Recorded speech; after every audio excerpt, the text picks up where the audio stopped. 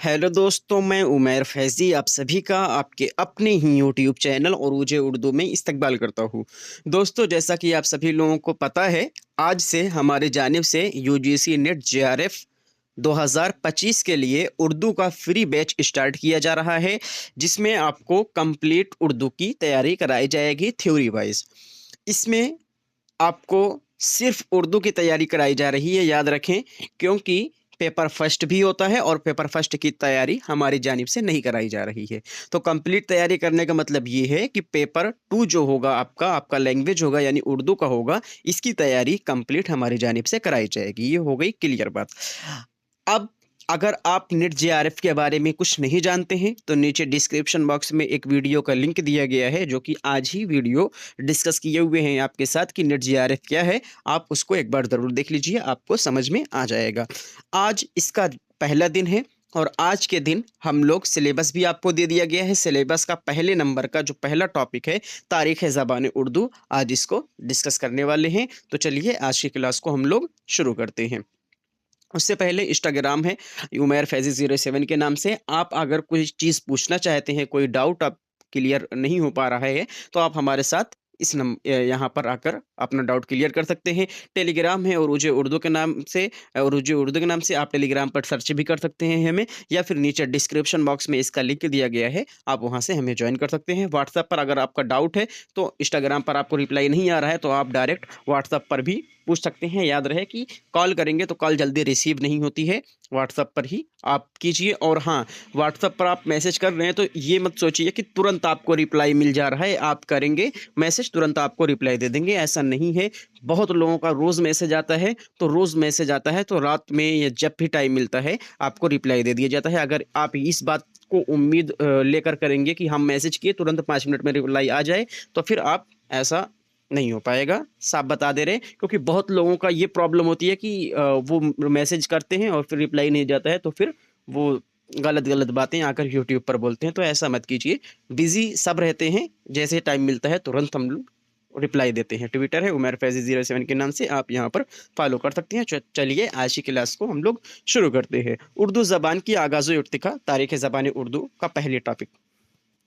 2500 कबल मसीह के करीब हिंदुस्तान पर आर्य नस्ल के लोग ने हमला किया।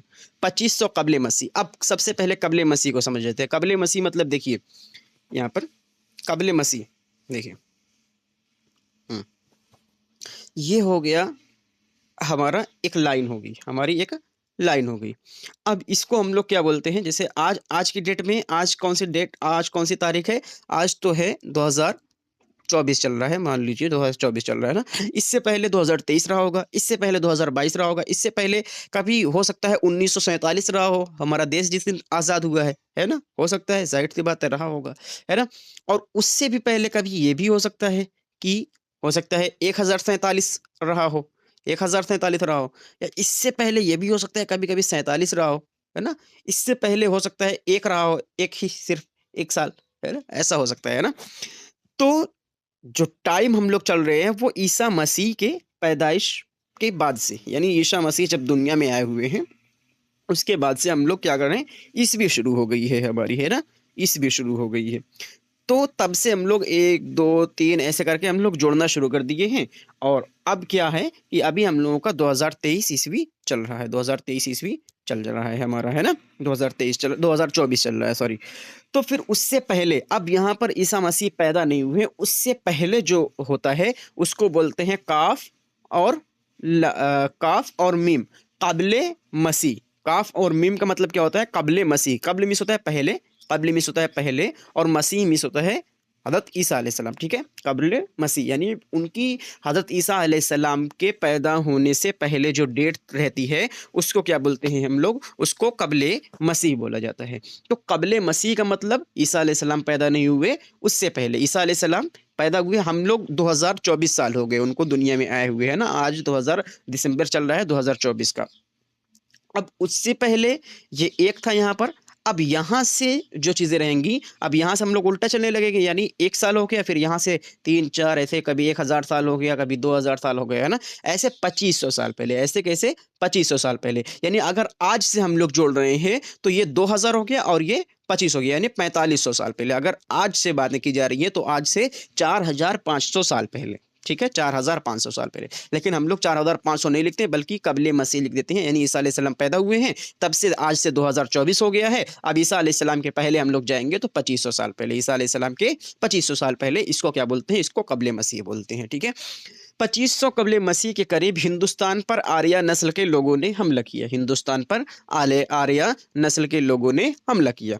इस वक्त पूरे हिंदुस्तान में द्राविड़ी नस्ल के लोग आबाद थे, द्राविड़ी नस्ल के लोग आबाद थे। जिस टाइम पर आर्य लोगों ने हमला किया था उस टाइम पर द्राविड़ी नस्ल के लोग आबाद थे।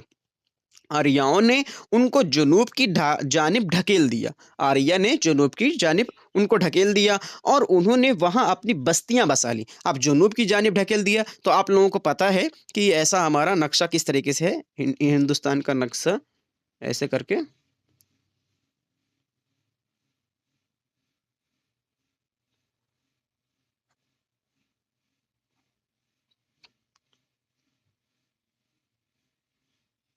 है ना, कुछ ऐसे करके हिंदुस्तान बनता है ना। तो जनूब का मतलब क्या है? जनूब का मतलब साउथ, ये देखो यहाँ से ऐसे ऐसे, ये हो गया हमारा जनूब, ठीक है, ये हमारा जनूब, मशरिक मगरिब और ये सब आपको पता है होगा, नॉर्मल सी बात है। तो अब ये जनूब यानी दक्षिण की तरफ। अब यहाँ से जब ये लोग आए, यहाँ से जब ये लोग आए तो इन लोगों ने क्या किया, यहाँ द्राविड़ कौम के लोग आबाद थे, अब इन लोगों ने इसको ढकेल दिया यहाँ पर। तो अभी जो हमारा साउथ है वो लोग एक्चुअल में वही लोग द्राविड़ी हैं, वही लोग द्राविड़ी हैं, ठीक है। तो द्राविड़ कौम पहले इधर थी, बाद में इन लोगों ने जब ढकेल दिया तो फिर ये इधर आ गए, ठीक है, समझ में आ गया होगा। तो फिर हिंदुस्तान में द्राविड़ी नस्ल के लोग आबाद थे, आर्यों ने उनको जुनूब की जानिब ढकेल दिया और उन्होंने वहां अपनी बस्तियां बसा ली। द्राविड़ ही हिंदुस्तान के असल बाशिंदे हैं, जबकि आर्य तो वस्ती एशिया की जानिब से हिंदुस्तान में आए थे, यानी जो द्राविड़ कौम है वही हिंदुस्तान के असल बाशिंदे हैं। हम लोग अगर हम साउथ में हैं तो हम ही लोग ओरिजिनल हैं, लेकिन अब इतने दिन से रह रहे हैं तो हम लोग भी अपने आप को आप लोग जनूब में हैं या फिर साउथ में हैं, नॉर्थ में हैं, ईस्ट में हैं, किसी भी तरह हैं, हम लोग अपने आप को हिंदुस्तानी कहते हैं क्योंकि अब हम हिंदुस्तानी ही हैं। लेकिन असल बाशिंदे अगर पूछा जा रहा हो तो द्राविड़ कौम को असल बाशिंदे ऐसा माना जाता है, ठीक है। जबकि आर्य तो वस्ती एशिया की जानिब से हिंदुस्तान में आए थे। ये लोग बहुत से कबाइल में मुनक़सिम थे, ठीक है, ये लोग बहुत से कबाइल में मुनक़सिम थे। हर एक की अपनी अपनी ज़बान है, यानी हर एक की अपनी अपनी ज़बान थी। इनकी ज़बानें ज़मानो मकान के एतबार से एक दूसरे से अलग अलग होती हैं। इनकी सूती, सरफ़ी और नहवी खसूसियात के बिना पर उन्हें माहिर लिसानियत में 8 अलग अलग खानदान में तकसीम किया है। अब देखो जब ये लोग आए हैं, है ना, तो सब लोगों की जाहिर सी बात है अपनी ज़बान होगी। तो अब जब सब ज़बान को हम आज के टाइम पर देखते हैं तो आज के टाइम पे माहिर लिसानियात ने इसको 8 अलग अलग ख़ानदान में तकसीम किया है। अब देख लेते हैं वो कौन कौन से ख़ानदान हैं। तो पहले नंबर पर है सामी ख़ानदान, दूसरे नंबर पर है कि हिंद चीनी ख़ानदान, द्राविड़ी ख़ानदान, मुंडा, अफ्रीका की बातू, यहाँ पर नुगुन्ना होना चाहिए था, अफ्रीका की बातू, अमेरिकी, मलायाई और हिंद यूरोपी। इसको आपको अच्छी तरीके से रटना है, याद नहीं करना है बल्कि रट लेना है कि भाई इतना खानदान है, ध्यान रख लीजिए। सामी खानदान, हिंद चीनी खानदान, द्राविड़ी खानदान, मुंडा, अफ्रीका की बातू, अमरीकी, मलायाई और हिंद यूरोपी, ठीक है। ये 8 खानदान है, सामी खानदान, हिंद चीनी खानदान, द्राविड़ी खानदान, मुंडा, अफ्रीका की बातू, अमरीकी, मलायाई और हिंद यूरोपी। सामी खानदान से जो निकली है अरबी और इब्रानी निकली है, सामी खानदान से अरबी और इब्रानी निकली है। वहीं पर द्राविड़ी कौम से जो हमारे तेलुगु, कन्नड़, मलयालम है, ये सब क्या है, ये सब द्राविड़ी, क्योंकि यहाँ पर हमने देखा कि ये लोग आए और साउथ में इनको ढकेल दिए, ठीक है। तो वहां पर द्राविड़ लोग ही थे, जब साउथ में जाएंगे तो अपनी जबान भी वो अपने साथ ही लेकर जाएंगे। तो फिर क्या हुआ कि वो अपनी जबान जब साथ में लेकर गए तो उसी को द्राविड़ी खानदान कहते हैं, ठीक है। अब सबसे पहले यहाँ पर दिया गया है सामी खानदान। सामी खानदान में बहुत सी अहम ज़बानें आती हैं। अरबी और इब्रानी इसी से निकली हुई हैं। हिंद यूरोपी ख़ानदान से उर्दू और हिंदी निकली हुई हैं। यहाँ पर हिंद यूरोपी देख ले रहे हैं, हिंद यूरोपी ख़ानदान से उर्दू और हिंदी निकली हुई हैं। हिंदुस्तान में आकर ख़ानदान यानी हिंद यूरोपी अपने इर्तिकाई दौर में हिंद ईरानी से गुजरकर हिंद आर्याई शक्ल अख्तियार कर लेता है। यानी शुरुआती दौर में इसको क्या बोलते थे, इसको हिंद ईरानी, फिर हिंद आर्याई बना और फिर हिंद यूरोपी, ठीक है, अख्तियार कर लेता है। द्राविड़ी ख़ानदान, द्राविड़ से हिंदुस्तान की बहुत सी अहम ज़बानों का सिलसिला मिलता है। द्राविड़ से हिंदुस्तान की बहुत सी अहम ज़बानों का सिलसिला मिलता है। ये ज़बानें जनूबी हिंदुस्तान में राइज हैं। ये कहाँ राइज हैं? ये जनूबी हिंदुस्तान में राइज हैं। तमिल, तेलुगु, कन्नड़ और मलयालम इनकी मशहूर शाखें हैं। जो हम लोग द्राविड़ी ख़ानदान कहते हैं ना, यही हैं कि तमिल हो गए, तेलुगु हो गए, कन्नड़ हो गए और मलयालम हो गए, इसकी मशहूर शाखें हैं। उर्दू और हिंदी का जिस ख़ानदान से ताल्लुक़ है उसको क्या बोलते हैं? उसको हिंद यूरोपी बोलते हैं। उर्दू और हिंदी का जिससे ताल्लुक़ है वो हिंद यूरोपी है। अब ऐसे डायरेक्ट नहीं है कि हिंदी, जैसे यहाँ पर हमने देख लिया द्राविड़ी से तमिल है, तेलुगु है, मलयालम है, ऐसे इसका डायरेक्ट नहीं है। इस पर बहुत सी ज़बानें और आती हैं। उसके बाद आकर 19वीं 20वीं सदी में उर्दू का जन्म होता है। इस तरीके से देखा जाता है, ठीक है।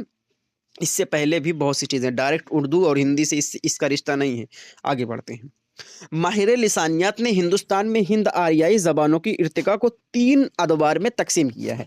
अब यहाँ पर देख रहे हैं कि 3 अदवार में तकसीम किया है। जो हम यहाँ पर पढ़े हुए हैं कि ये लोग आए थे और ढकेल दिए थे उसको, द्राविड़ के असल बाशिंदे हैं ना, तो ये जुनूब की जानिब ढकेल दिए थे। आर्याओं ने इनको जुनूब के जानिब ढकेल दिया। तो ये जब इस पूरे प्रोसेस को माहिर लिसानियात ने हिंदुस्तान में हिंद आर्याई ज़बानों की इर्तिका को 3 अदवार में तकसीम किया, यानी पूरी चीज़ को 3 भागों में डिवाइड किया गया है। पहले भाग को क्या कहते हैं? कदीम हिंद आर्याई। और दूसरे बीच वाले को वस्त मिस होता है, पूरा वस्त मिस होता है बीच में, वस्त मिस होता है बीच में, और जदीद मिस होता है नया, कदीम मिस होता है पुराना। तो कदीम हिंद आर्याई, वस्ती हिंद आर्याई, जदीद हिंद आर्याई। कदीम हिंद आर्याई, वस्ती हिंद आर्याई और जदीद हिंद आर्याई। अब इसके टाइम पीरियड भी कुछ होगा, कितने से कितने तक है। तो कदीम हिंद आर्याई को 1500 से लेकर 500 कबले मसीह। अब कबले मसीह वहीं पर आ जाइए। कबले मसीह को आपको बताया गया था, देखिए ये हो गए, एक मिनट,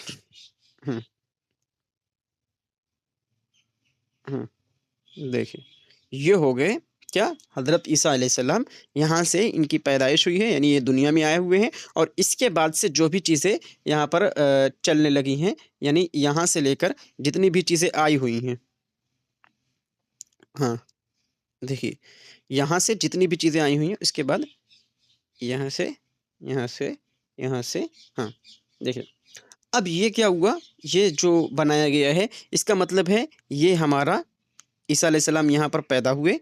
अब उसके बाद से हम लोग 500 ईसा पूर्व, वो ईस्वी, और 1000 ईस्वी जब मुसलमानों का हिंदुस्तान में आना शुरू हुआ था। उसके बाद 1947 जब हम लोग आज़ाद हुए थे, है ना, फिर 2024 तक आज हम लोग तक पहुँच गए हैं, यानी 2024 तक हम लोग पहुँच गए हैं। इस तरीके से, है ना, ये हमारा डायग्राम बन गया है 2024 तक का।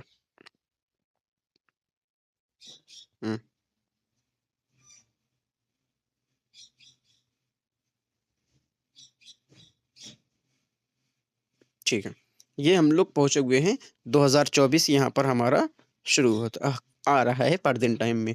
अब यहाँ से हम लोग जब आगे बढ़ रहे हैं तो यहाँ से 500 साल, 500 है ना, 500 साल, फिर थोड़ा सा आगे बढ़ेंगे, फिर 1000 साल, फिर थोड़ा सा आगे बढ़ेंगे, फिर 1500 कबल मसीह। अब इसको क्या बोलते हैं? इसको कबल मसीह बोलते हैं। इसको क्या बोलते हैं? इसको ईसवी बोलते हैं, ठीक है। इसका मतलब ईसवा मतलब ईसा अलैहिस्सलाम पैदा हो चुके हैं, और कबल मसीह मतलब होता है मसीह, यानी हज़रत ईसा अलैहिस्सलाम के पैदा होने से पहले। तो पैदा होने से 500 साल पहले, पैदा होने से 1000 साल पहले, पैदा होने से 1500 साल पहले। अब इसका क्या मतलब हुआ कि ये जो सब चीज़ें बताई गई हैं, इसका क्या मतलब हुआ? जैसे जब ज़बान को डिवाइड किया जा रहा था, ज़बान को बनाया जा रहा था, ज़बान को बाँटा जा रहा था, तो कबल मसीह का काम ये लगा था, कबल मसीह का काम ये लगा था कि देखिए यहाँ पर कदीम हिंद आर्याई, कदीम हिंद आर्याई 1500 से 500। अब 1500 यहाँ पर लिख दे रहे हैं, है ना, 1500 यहाँ पर लिख दे रहे हैं, यहाँ पर 1000 लिख दे रहे हैं, और यहाँ पर 500 लिख दे रहे हैं। अब क्या हुआ कि जो हमारी कदीम हिंद आर्याई दौर को डिवाइड किया गया, तीन हिंद आर्याई को तीन भागों में डिवाइड किया गया है। पहले का नाम है कदीम हिंद आर्याई, वस्ती हिंद आर्याई, जदीद हिंद आर्याई। अब जो है कदीम हिंद आर्याई को यहाँ से लेकर इस 1500 से लेकर 500 तक यहाँ तक डिवाइड किया गया है। अब हमारे साथ क्या बचता है, हमारे पास 500 साल ये वाला भी बचता है ना। उसके बाद फिर यहाँ तक पूरा 2024 साल है हमारा, है ना। तो अब यहाँ से 1500 से 500 साल तक, अब ये क्या हुआ 1500 से 500 साल, 1500 साल से 500 साल तक। अब 1500 से हम लोग आएंगे एक बार 1000 में आएंगे, फिर 500 में आएंगे, है ना। तो कदीम हिंद आर्याई को 1500 से 500 साल में डिवाइड किया गया है। उम्मीद है आपको ये चीज समझ में आ रही होगी कि बातें क्या की जा रही हैं आप लोगों से। तो हमने देख लिया कदीम हिंद आर्याई को। अब आ जाते हैं कि वस्ती हिंद आर्याई को। वस्ती हिंद आर्याई मतलब वस्ती हिंद आर्याई को अब हम लोग देख लेते हैं। वस्ती हिंद आर्याई का मतलब होता है बीच का। जब ये कदीम हो गया है, यहाँ पर ये वाला जब कदीम हो जा रहा है, ये वाला पूरा मामला कदीम हो जा रहा है, ये देख लीजिए यहाँ से ये सब जब कदीम हो गया है तो ये बीच वाला भी कुछ होगा, है ना। एक मिनट फिर से डायग्राम बना दे रहे हैं, देखिए। देखिए ये हज़रत ईसा अलैहिस्सलाम पैदा हुए। हम्म, ठीक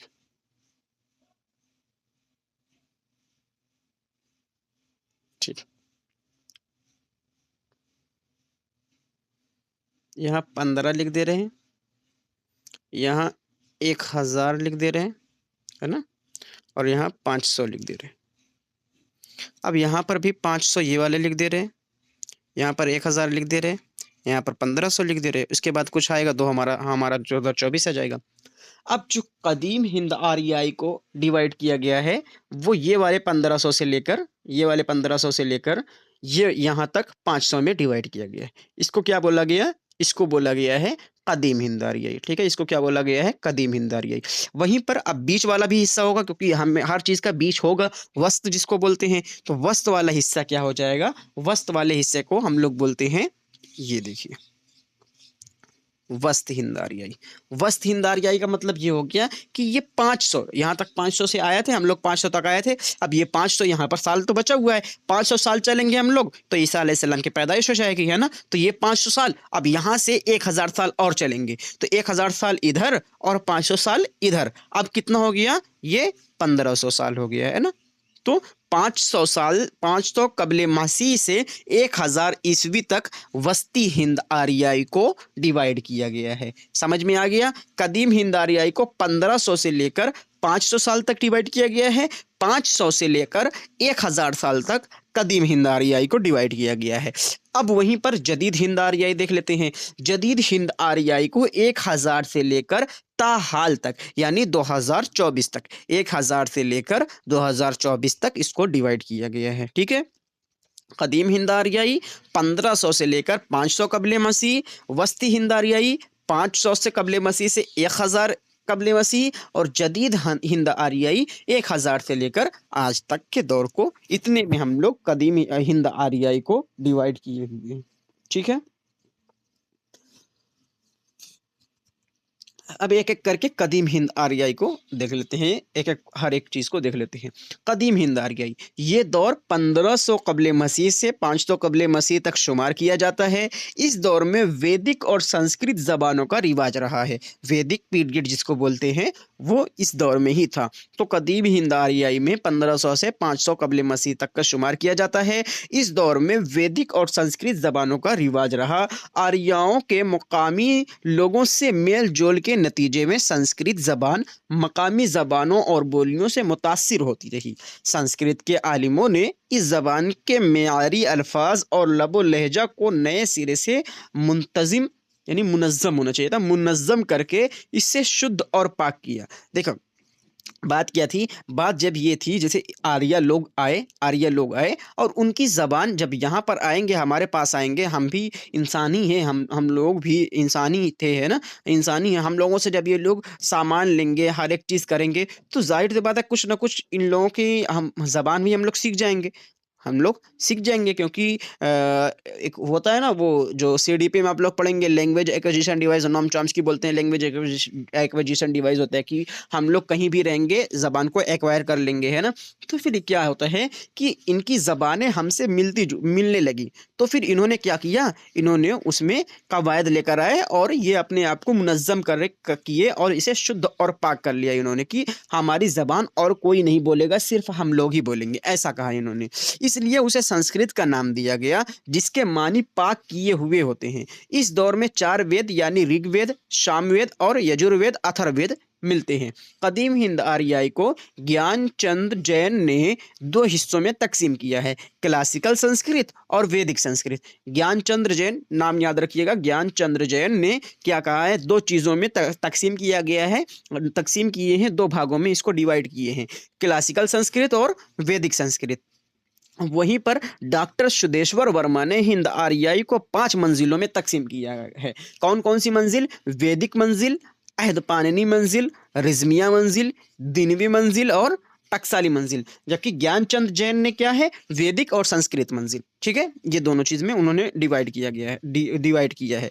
तो हमने क्या देखा, कदीम हिंद आर्याई को 1500 से 500 कबले मसीह तक शुमार किया जाता है। इस दौर में वैदिक पीरियड रहा है, इसमें संस्कृत का रिवाज रहा है और आर्याओं की मकामी लोगों से मेल जोल के नतीजे में संस्कृत जबान मकामी जबानों और बोलियों से मुतासिर होती गई। जो संस्कृत जबान वो अपने साथ लेकर आए थे, तो वो क्या हो गई कि वो बोलियों से मुतासिर होने लगी, यानी उनकी बोलियां हम लोगों से मिलने लगी। तो संस्कृत के आलिमों ने इस जबान के म्यारी अल्फाज और लबो लहजा को नए सिरे से मुनज़्ज़म करके उसे शुद्ध और पाक किया, इसलिए इसे संस्कृत का नाम दिया गया, जिसके मानी पाक किए होते हैं। ये भी पूछा जा सकता है कि संस्कृत के मानी क्या होते हैं? संस्कृत के मानी होते हैं पाक किए हुए।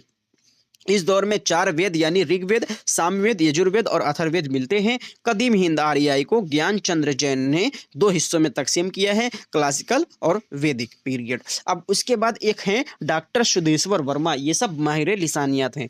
डॉक्टर सुदेश्वर वर्मा ने कदीम हिंद आर्याई को 5 मंजिलों में तकसीम किया है, वैदिक मंजिल, अहद पाणिनी मंजिल, रिजमिया मंजिल, देनवी मंजिल और टकसाली मंजिल। नोट, हिंदुस्तान में आर्यों की आमद के बाद सबसे पहले वैदिक संस्कृत के नमूने मिलते हैं। उन्होंने आर्य जब आए थे, उसके बाद जो चीज़ें मिली हैं वो संस्कृत ज़बानें मिले हुए हैं, यानी संस्कृत के नमूने मिलते हैं उनके आने के बाद। ठीक है, सबसे पहले आमद के बाद सबसे पहले वैदिक संस्कृत के नमूने मिलते हैं। वैदिक मंजिल, अहद पाणिनी, रिजमिया, ये जो डॉक्टर सुदेश्वर वर्मा ने बताया है, इसको एक एक करके देख लेते हैं। इस अहद में 4 वेद, ऋग्वेद, सामवेद, यजुर्वेद और अथर्ववेद लिखे गए, इस वजह से इसको वैदिक मंजिल भी कहा गया है। अहद पाणिनी, इस अहद में पाणिनी की इष्ट अध्याय और पतंजलि के महाभाष्य लिखी जाती है। इस तरह इस दौर में संस्कृत आलिमों की जबान बन जाती है।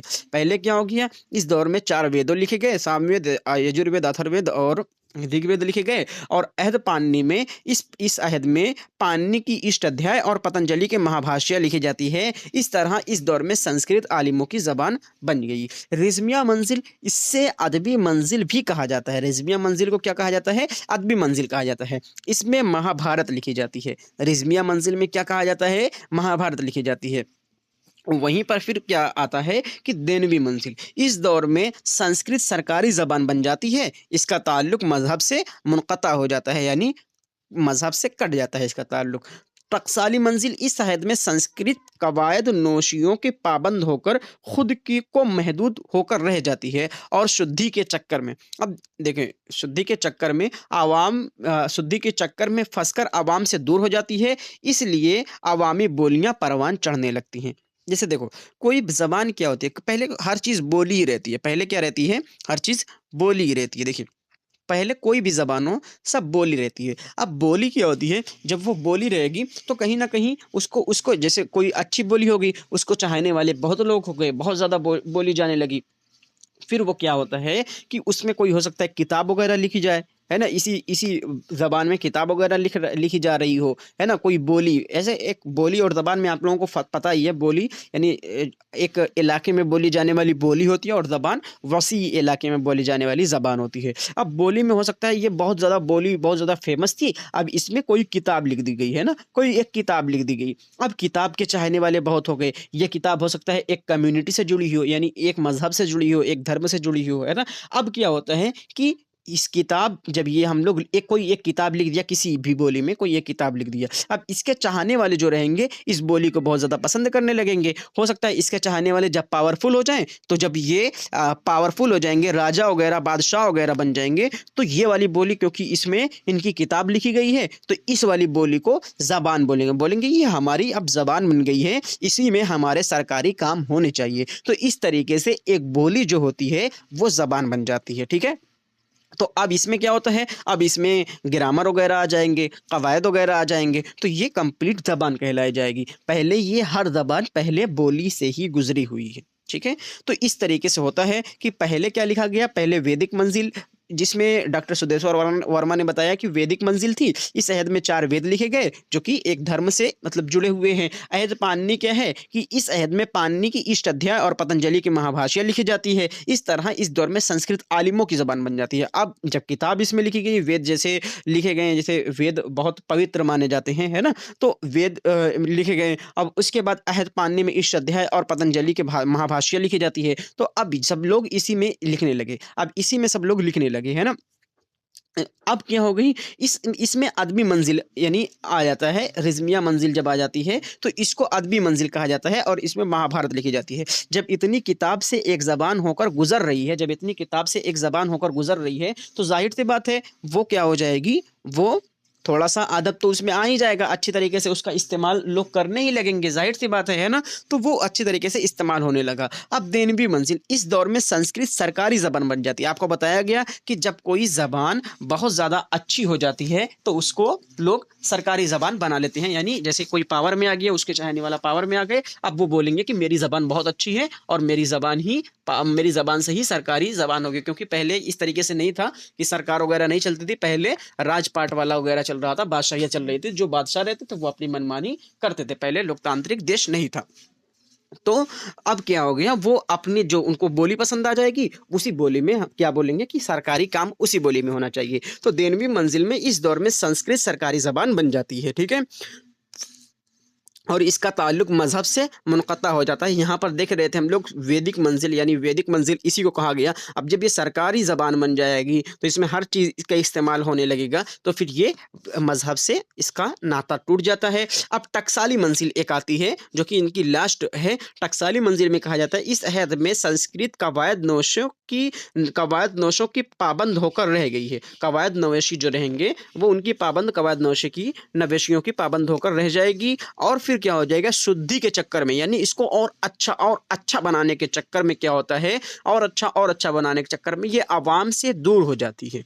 आवाम से दूर हो जाती है। जैसे भाई अगर आप क्या बोलेंगे कि ये सरकारी ज़बान हो गई, इसमें हम लोग ग्रामर लेकर आएंगे, कवायद लेकर आएंगे, है ना, कवायद लेकर आएंगे। अब आप बोलेंगे कि कवायद में आप बात कीजिए कि जो नॉर्मल पीपल रहेंगे, जो नॉर्मल इंसान रहेंगे, पढ़े लिखे अगर नहीं हैं, ये सबका दिमाग इतना तेज़ नहीं हो सकता है, कवायद के साथ वो ना कोई चीज़ बोल पाएँ, तो वो क्या करेंगे, वो कुछ और तरीका बोलेंगे, अपने एहसासात और जज्बात ख्यालात को ज़ाहिर करने के लिए कोई और तरीका ढूंढेंगे, है ना। तो कोई और तरीका ही जो वो खोजेंगे, तो वो उसी की बोलते हैं दूसरी बोलियाँ परवान चढ़ने लगी। जब इतना ज़्यादा संस्कृत में हो गया था कि उसमें सरकारी ज़बान बन गई थी, कवायद वगैरह आ गए थे, तो कवायद हर किसी के बस की बात है नहीं। मतलब नॉर्मल लोग, अगर हमसे बोला जाए कि इंग्लिश में आप बोलिए कवायद के साथ, तो नॉर्मल सी बात है, बहुत मुश्किल हो जाएगी बोलने के लिए, है ना।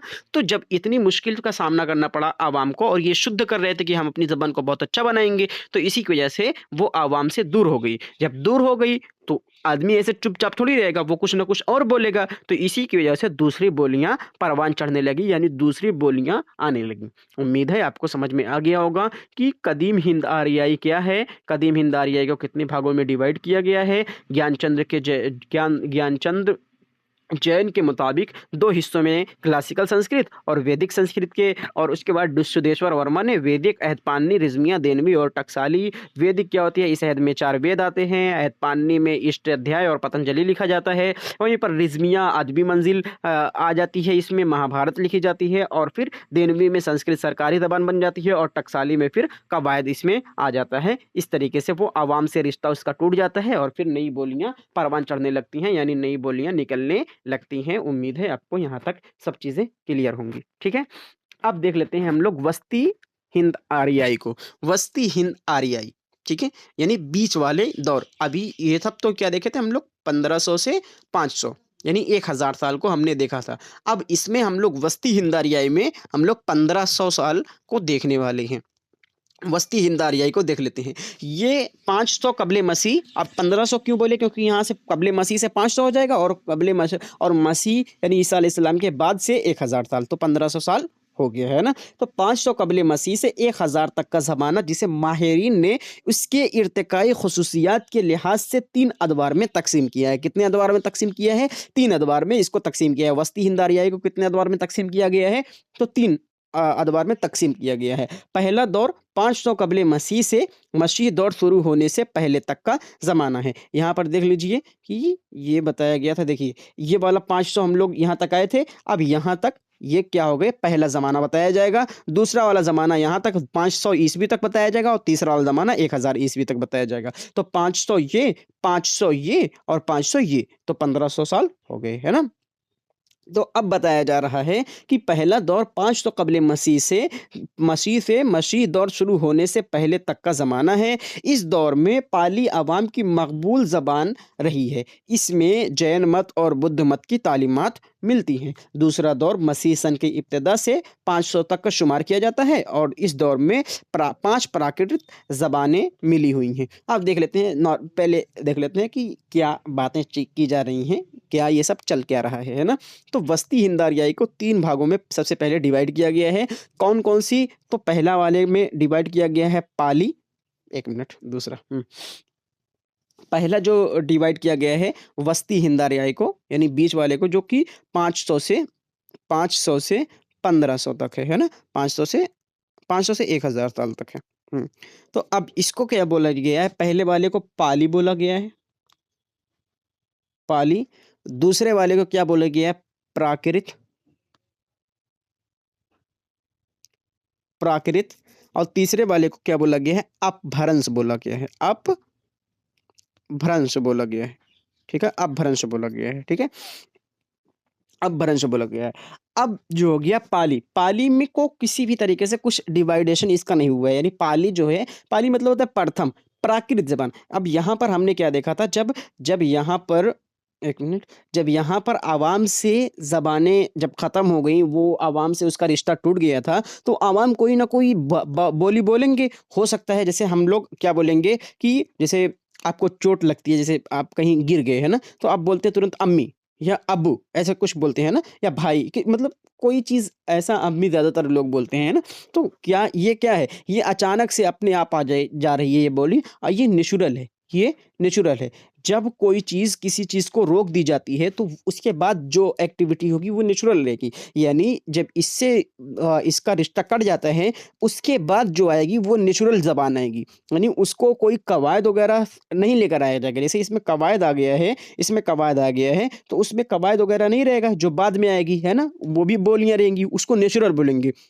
नेचुरल यानी प्राकृत, है ना। तो प्राकृत का पहला जो हिस्सा रहेगा उसी को पाली बोलते हैं। तो ये 500 साल तक था, ठीक है। उसके बाद प्राकृत शुरू हुआ, जो कि 1 ईस्वी से लेकर, यानी हज़रत ईसा अलैहिस्सलाम पैदा हो गए थे, ईसा मसीह से 500 साल तक था। अब उसके बाद अपभ्रंश शुरू हो रहा है। अपभ्रंश 500 साल से 1000 साल तक है। उम्मीद है आपको ये चीज़ समझ में आ गया होगा। अब वही बातें की जा रही हैं कि जो दूसरा वाला हिस्सा था, यानी ये जो पाली वाला है, ये पाली वाले में कुछ डिवाइडेशन नहीं हुआ है। अब ये वाला जो प्राकृत वाला हिस्सा है, प्राकृत वाले हिस्से को किस में डिवाइड किया गया है? तो 5 हिस्सों में डिवाइड किया गया है प्राकृत वाले को। कौन-कौन से हैं ये? तो पहले नंबर पर महाराष्ट्री है, दूसरे नंबर पर शोरसेनी है, तीसरे नंबर है मगधी है। मगधी यहाँ पर गलत लिखा हुआ है, मगमी लिखा हुआ है, मगधी होना चाहिए था। महाराष्ट्री, शोरसेनी, मगधी, अर्धमगधी, पेशाजी, इसका क्या था? इसका चलन था, ठीक है। यानी इतनी चीज़ दूसरे वाले में आते आते इतनी जगह पर प्राकृत जबान बोली जाने लगी। तो प्राकृत की पहला रूप क्या था? पाली था। प्राकृत का पहला रूप पाली था। पाली को किसी भी चीज़ में डिवाइड नहीं किया गया है। प्राकृत को 5 हिस्सों में बांटा गया, यानी 5 हिस्सों में बताया गया कि प्राकृत 5 हिस्सों में देखी जा सकती थी। महाराष्ट्र में देखी जा सकती थी, शोरसेनी, मगधी, अर्धमगधी और पेशाजी, ठीक है। उम्मीद है आपको इतना चीज़ समझ में आ गई होगी। तीसरा दौर अपभ्रंश का दौर है। ये क्या था? 500 से 1000 ईस्वी तक का ये दौर कहा गया है इसको। उसके बाद है कि पाली ज़बान के कुछ अहम पहलू।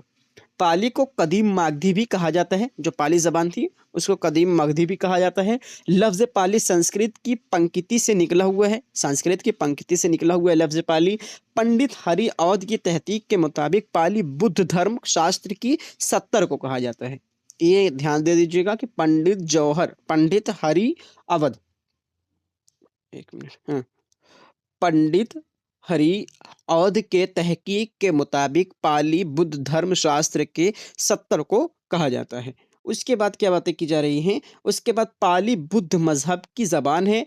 इसमें बुद्ध मज़हब का चलन बहुत तेज़ी से, क्योंकि जो गौतम बुद्ध थे वो इसी ज़बान में क्या किए थे? अपनी तालीम को आगे बढ़ाए थे। यानी वो जब देखे कि जो संस्कृत जब सरकारी ज़बान बन गई थी, तो इन्होंने जो अवामी ज़बान थी उसका सहारा लिया था, ठीक है? तो इसी की वजह से पाली बुद्ध मज़हब की ज़बान को कहा जाता है, क्योंकि बुद्ध मज़हब इसी चीज़ में फैला हुआ था, इसी ज़बान में फैला हुआ था। अभी आपको बताया कि कोई ज़बान कोई धर्म से जुड़ जाती है तो फिर वो उसी का नाम हो जाता है ना?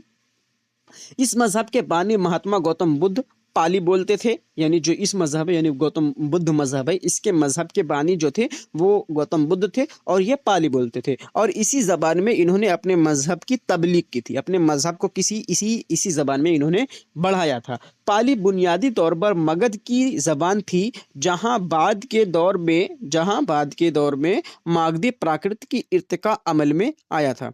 तो बुनियादी तौर पर पाली बुनियादी तौर पर मगध की ज़बान थी, जहाँ बाद में क्या हो गया था? मागधी प्राकृत का इर्तिका अमल में आया हुआ था। पाली की जगह प्राकृत का फिर अमल में आया था, ठीक है? बुद्ध मज़हब की तमाम तसानीफ पाली ज़बान में ही पाई जाती हैं। जो बुद्ध मज़हब है, क्योंकि आपको बताया गया था कि जब लोग संस्कृत बोल नहीं रहे थे, उसमें क्या आ गया था? उसमें कवायद आ गई थी।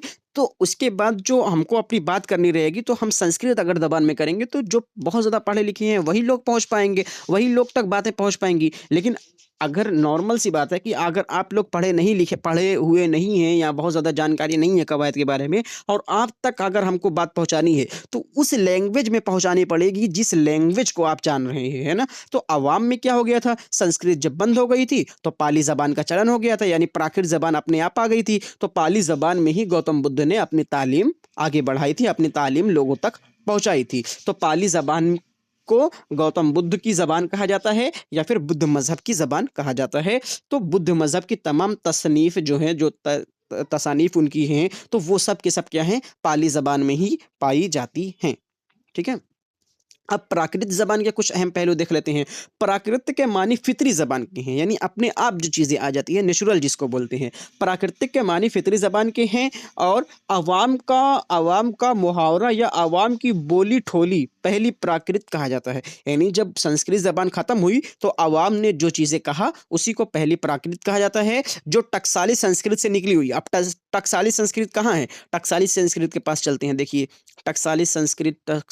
देखिए टकसाली मंजिल से कौन निकली हुई है? अब ये लास्ट चीज़ें हम पढ़ रहे थे। टकसाली, जिसको सुदेश्वर वर्मा ने कहा है वैदिक, ऐतपानी, रिजमिया, दिनवी और टकसाली। अब वैदिक क्या हो गया? 4 वेद निकले थे। ऐतपानी क्या हो गया? इसमें इष्टाध्याय और पतंजलि की महाभाष्य लिखी गई थी। रिजमिया आदमी मंजिल हो गई थी और दिनवी सरकारी ज़बान हो गई थी और टकसाली कवायद आ गई थी। अब जो ज़बान आएगी तो उसका कुछ ना कुछ असर तो इस वाली ज़बान का होगा, इस वाले पीरियड का कुछ ना कुछ असर होगा, जाहिर सी बात है। तो टकसाली से ही पाली निकली हुई है, टकसाली से ही पाली निकली हुई है। अब देख लेते हैं, फिर से आइए यहाँ पर कि अवाम के मुहावरे जो टकसाली संस्कृत से मुख्तलिफ ज़रूर थी, लेकिन निकली इन्हीं से थी। कुछ ना कुछ उसका असर ज़रूर दिखाई दे रहा था प्राकृत ज़बान पर। अब प्राकृत पर क्या था? प्राकृत और पाली। प्राकृत में कोई भी ज़बान, प्राकृत को बोली बोला जाता था, जबकि जो संस्कृत थी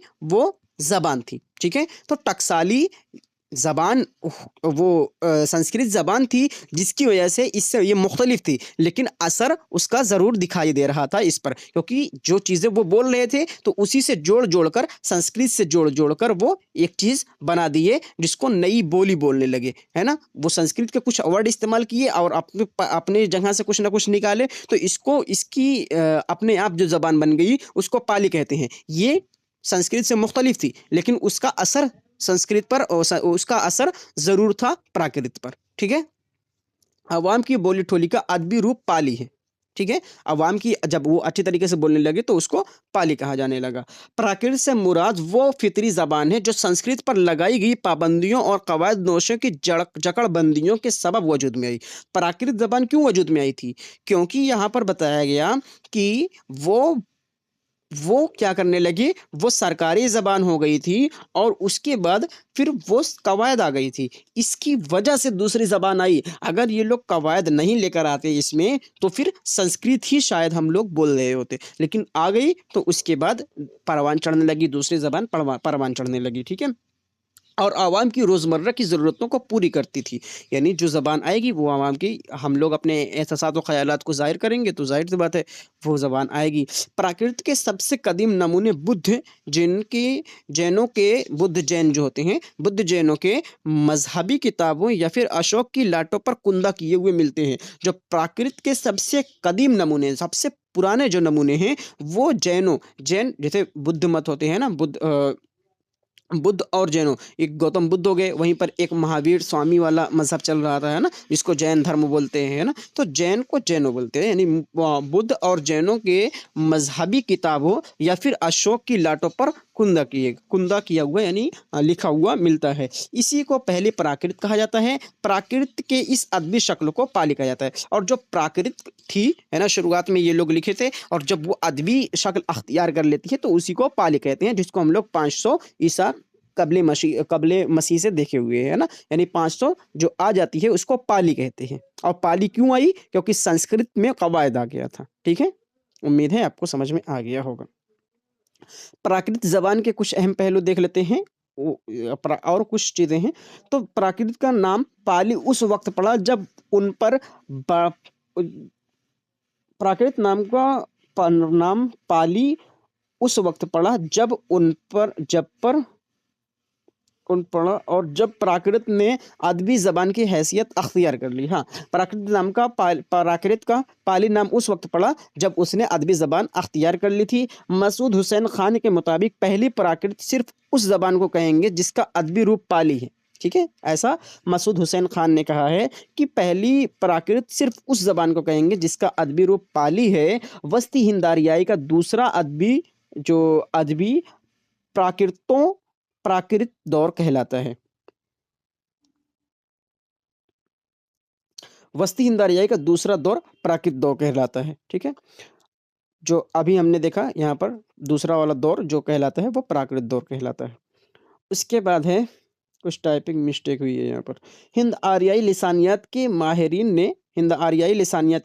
ने प्राकृत को 5 हिस्सों में तकसीम किया है। हिंद आर्याई को 5 हिस्सों में तकसीम किया गया है। हिंद आर्याई लिसानियत के माहिरीन ने प्राकृत को 5 हिस्सों में तकसीम किया है। अब यहाँ पर आप फिर से चलिए, आपको बताया गया पाली, प्राकृत और अपभ्रंश। पाली को किसी भी तरीके से डिवाइड नहीं किया गया है, आपको पहले बता दिया गया है।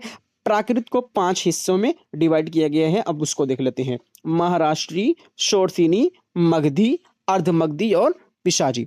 महाराष्ट्री, शोरसिनी, मगधी, अर्धमगधी और पिशाजी। इसको हम लोग यहाँ पर भी पढ़े हुए थे शायद। हाँ, यहाँ पर महाराष्ट्री, शोरसिनी, हाँ, ठीक है। अब उसके बाद महाराष्ट्री को देख लेते हैं। ये जनूब की प्राकृत है। मराठी इसी से निकली हुई है। संस्कृत के ड्रामों की गीत इसमें लिखे जाते थे।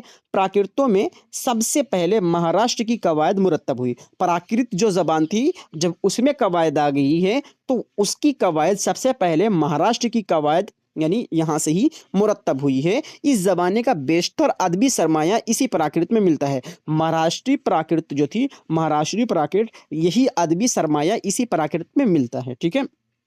अब शोरसीनी देख लेते हैं। इसका मरकजी हिस्सा जो था वो शेरसेन यानी मथुरा का इलाका था। मरकज यहाँ का मथुरा था। संस्कृत के बाद आला तबके में अगर किसी प्राकृत का रिवाज था तो ये यही जबान थी। शोरसीनी अदबी मानी जाने लगी थी क्योंकि ये मथुरा में थी। ठीक है, तो संस्कृत के बाद आला तबके में अगर किसी प्राकृत का रिवाज था तो वो यही जबान थी जिस पर संस्कृत की गहरी छाप नजर आती है। अब मगधी को देख लेते हैं।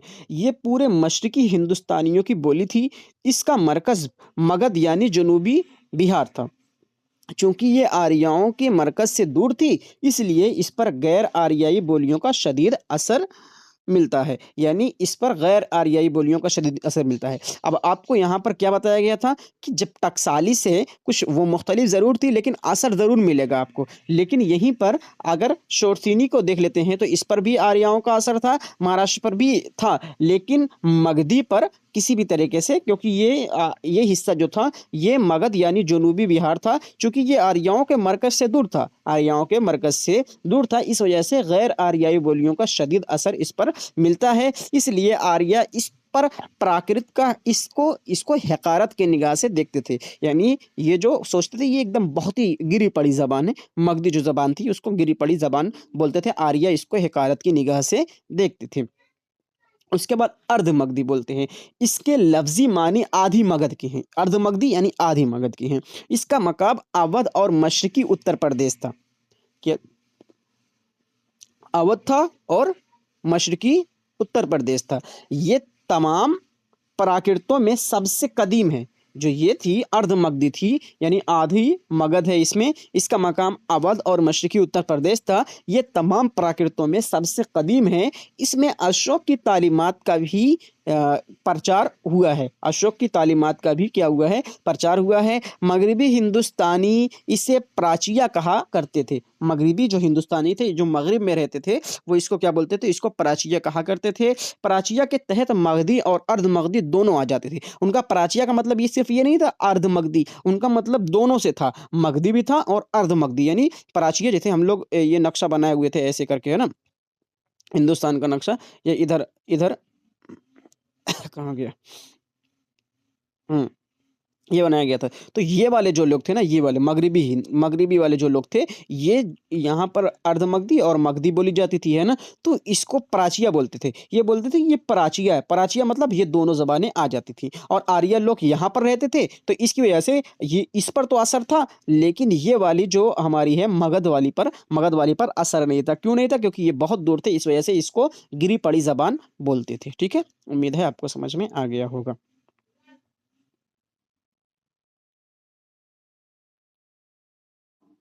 हम्म तो अर्धमगधी, गौतम बुद्ध और महावीर जैन ने इस प्राकृत को अपनाया था। अर्धमगधी को ही क्या किया था, क्योंकि ये सबसे कदीम थी, ये सबसे कदीम थी, इस वजह से गौतम बुद्ध और महावीर जैन ने इसी प्राकृत को अपनाया था। अब पिशाची देख लेते हैं। ये कश्मीर और पंजाब के इलाके की प्राकृत थी। किश्नों के अहद में इस प्राकृत को फरोग हुआ था। किश्नों के अहद में इस प्राकृत को फरोग हुआ था। और ये कहाँ थी? ये कश्मीर और पंजाब थी। अब यहाँ पर फिर से आ जाइए, कश्मीर और पंजाब कहाँ है? ये हम्म तो यहाँ पर कश्मीर और पंजाब, ये इसी इलाके में कश्मीर, ये कश्मीर है और ये पंजाब है ना, ऐसे। तो इसी इलाके में ये बोली पिशाची बोली बोली जाती थी। ठीक है, तीसरा दौर, अभी तीसरा दौर हम लोग अब कल पढ़ेंगे। आज की क्लास को यहीं पर ख़त्म करते हैं। और जो नोट्स थी, नोट्स अभी बताएंगे किस तरीके से आपको हासिल करनी है। अभी आज नोट्स नहीं दी जाएगी। जब ये लिसानियात कंप्लीट ख़त्म हो जाएगा, यानी 2 से 3 दिन इसको लगेगा ख़त्म होने में, ये ख़त्म हो जाएगा, उसके बाद नोट्स इकट्ठे सब आपको दे दी जाएगी, क्योंकि सब नोट्स इकट्ठे बनी हुई है और एक साथ ही सब नोट्स आपको दे दी जाएगी। और वो कैसे दी जाएगी आपको बताया जाएगा। एक बार दोहरा लेते हैं हम लोग कि सबसे पहले हमने क्या देखा था। एक मिनट, न्यू पेज, हाँ। सबसे पहले हम लोग देखा था, हमने हमने देखा था कि जो हिंद यूरोपी है उसको 3 भागों में डिवाइड किया गया है। कदीम हिंद आर्याई, वस्ती हिंद आर्याई और फिर जदीद हिंद आर्याई, है ना, जदीद हिंद आर्याई। उसके बाद हमने क्या देखा कि जो कदीम हिंद आर्याई है उसको ज्ञान चंद्र नाम के एक इंसान हैं, उन्होंने 2 हिस्सों में तकसीम किया है। कौन कौन हिस्सों में? तो वो है एक वैदिक और वैदिक संस्कृत और क्लासिकल संस्कृत, क्लासिकल संस्कृत, ये तीन संस्कृत, दो संस्कृत में उन्होंने डिवाइड किया है। उसके बाद क्या है, हमारे आ जाते हैं डॉक्टर सुदेश्वर वर्मा। डॉक्टर वर्मा ऐसे करके याद कर लो, है ना, डॉक्टर सुदेश्वर वर्मा, डॉक्टर सुदेश्वर वर्मा। अब इन्होंने क्या किया, इन्होंने कहा कि नहीं भाई, ये जो आपने बताया दो है ना, वैदिक और क्लासिकल, ये नहीं है, पांच हैं। वैदिक मंजिल उन्होंने बताया, अहदपानी बताया, रिजमिया बताया और देनवी बताया और टकसाली। दीनवी नहीं है, देनवी, देनवी, नू पहले है और ये बाद में है। देनवी मत कहना, दीनवी मत कहना, देनवी है, देनवी मंजिल और टकसाली मंजिल। उसके बाद क्या हो गया कि जो हमारी वैदिक मंजिल थी उसमें वेद लिखे गए, यहाँ पर वेद लिखे गए। अहदपानी में इष्ट अध्याय और पतंजलि के महाभाष्य लिखी गई। और फिर जो रिजमिया मंजिल आई, ये अदबी बन गई और इसमें महाभारत लिखे गए। और फिर देनवी में संस्कृत सरकारी जबान बन गई और फिर टकसाली में कवायद आ गया। अब कवायद आने के बाद ही जो जबान पैदा होगी उसको पाली बोलते हैं, जो कि हमारी वस्ती हिंद आर्याई में आ जाएगा। अब वस्ती हिंद आर्याई आ गया। वस्ती हिंद आर्याई में हम लोग ने सबसे पहले तीन चीज़ों में इसको डिवाइड किया। पहली पाली थी हमारी, दूसरी प्राकृत थी और तीसरी हमारी अपभ्रंश थी, जो आपको डायग्राम यहाँ पर बनाकर बताए थे, है ना, कि पाली थी, प्राकृत थी और फिर अपभ्रंश थी। अब उसके बाद जो था, पाली को हमने डिवाइड ही नहीं किया, बिल्कुल भी छुआ ही नहीं पाली को डिवाइड नहीं किया। वहीं पर प्राकृत को हमने डिवाइड किया है कितने हिस्सों में, 5 हिस्सों में। कौन कौन से थे वो, महाराष्ट्री था, शोरसिनी था जो कि मथुरा का हिस्सा था, मगधी था, अर्धमगधी था और पेशाजी था। महाराष्ट्री सबसे पहले इसने प्राकृत ज़बान में सबसे पहले महाराष्ट्री ने ही कवायद लिखा है, यानी कवायद मुरत्तब किया है। और जो शोरचीनी थी यानी मथुरा वाली जो थी, वो सबसे ज़्यादा पुरानी थी, सबसे ज़्यादा कदीम प्राकृत थी। और जो मगधी थी उसको आर्या वाले बहुत हक़ारत की निगाह से देखते थे। और जो अर्ध मगधी थी वो मशरकी उत्तर प्रदेश और मगध आता था उसमें। और फिर जो पिशाची थी वो कश्मीर और पंजाब में बोली जाती थी, है ना। ये आज हमने अपनी क्लास में पढ़ा हुआ है, ठीक है पेशा जी। हाँ, यहाँ तक अभी आज तक हम लोगों ने पढ़ा हुआ है। उम्मीद है आपको समझ में आ गया होगा। अगर कोई सलाह देना चाहते हैं तो आप नीचे डिस्क्रिप्शन बॉक्स में आपके लिए ही वो खुला हुआ है कमेंट बॉक्स। आप वहाँ जाकर अपनी सलाह दे सकते हैं, अपना सजेशन दे सकते हैं। कोई क्वेश्चन हो जेआरएफ को लेकर तो आप उसी में लिख दीजिए। अगर आप वहाँ पर नहीं लिखना चाहते हैं तो एक नंबर है 86048604609069 8604609069। आप इस नंबर पर मैसेज कर दीजिए, जो भी आपकी प्रॉब्लम हो आपको सॉल्व करा दिया जाएगा। और याद रहे कि आप कॉल मत कीजिएगा, जल्दी रिसीव नहीं होता है। अगर बहुत ज़्यादा इमरजेंसी होगी तो कर लीजिएगा, और अगर टाइम रहेगा तो ज़रूर रिसीव करेंगे। जितने लोगों को कॉल आती है, अगर हमारे पास टाइम है तो ज़रूर रिसीव करते हैं। बाकी मैसेज का रिप्लाई आपको हर हाल में दे दिया जाएगा। जैसे आपका मैसेज देखेंगे तुरंत आपको रिप्लाई दे दिया जाएगा। कोई और जानकारी चाहते हैं तो आप इस नंबर पर मैसेज कर सकते हैं। बाकी नोट्स के लिए आपको जल्द ही बताया जाएगा किस तरीके से आपको नोट्स मिलेगी। फिर मिलते हैं कल की क्लास में। शाद रहिए, आबाद रहिए, खुश रहिए, जिंदाबाद रहिए। खुदा हाफिज़।